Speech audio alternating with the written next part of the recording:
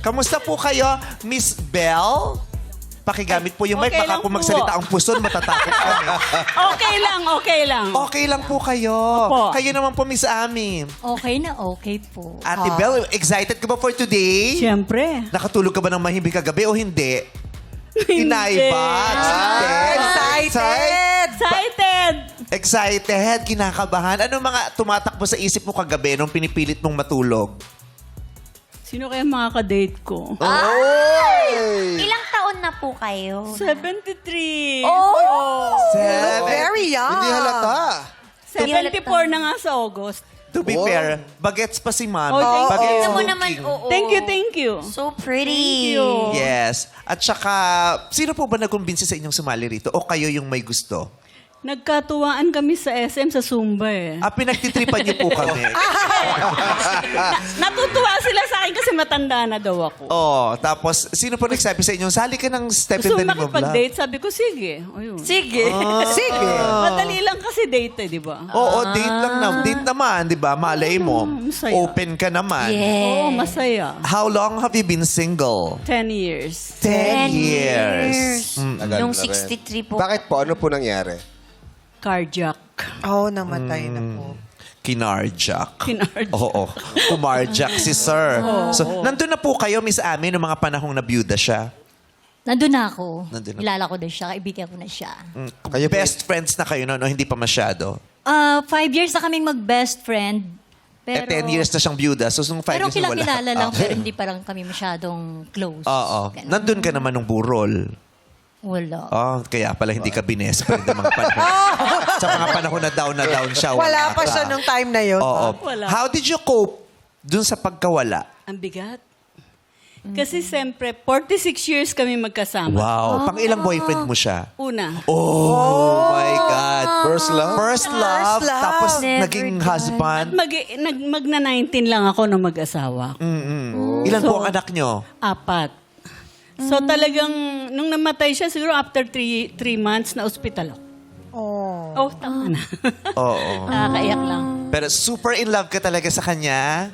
First love. First love. Greatest talagang head over love. heels. Baliw. Ganon. Grabe. Oo, walang paki... Actually, buntis nga ako nung kinasal. Kasi nga, alam mo na. Bumingo, blackout, ikaw ang tumama. Nabingo. Blackout sa bingo, nasa kanya yung huling bunot. Kasi nga, alam mo na. Classmates po kayo o... Hindi.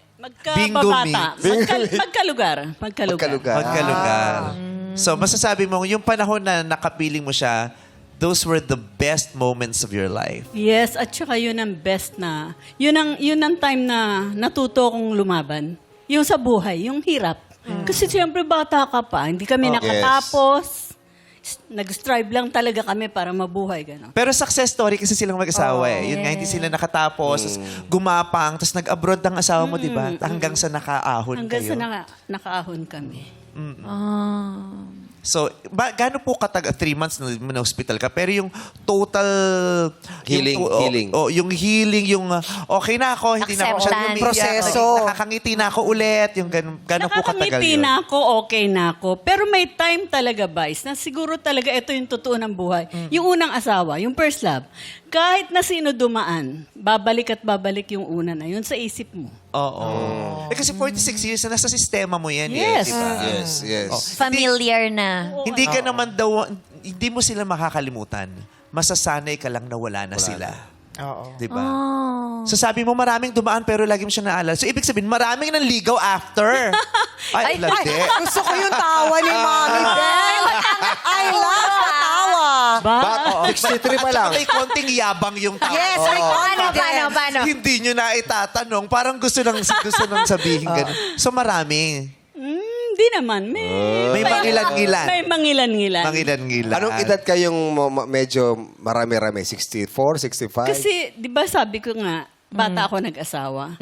Yung time na yun, parang ngayon ko na lang na-feel na, pwede na ako mag-ayos, Yeah. pwede na ako magbihis, pwede na uli ako makihalo. Ngayon lang, parang ngayon nga lang ako nagdalaga. Ganun. Oh, parang late bloomer. Kasi nga, yung time na nagdalaga ako, Vice, responsible kasama ka dapat. May asawa na. Oo, kasi may asawa at anak na. Diba, it's not too late to be reborn. Yes. Diba? Parang Yes. pinanganak siya ulit, nagdalaga siya ulit. Oo, yun yung iniisip ng iba na pag nag-50 ka, parang the end na. Kasi nga, pupunta ka na dun sa kabilang journey na magme-menopause ka and everything. Pero ang maganda dun, rebirth siya. It can be a start of something na maganda sa journey mo. Correct. Tsaka maganda yun eh. Maganda yun eh. Mas nakakabata yun eh. Oo. Yung nag-aayos ka. Yes. Mas makakabata, nawawala yung stress mo kasi nag-aayos ka na eh. True. Yes.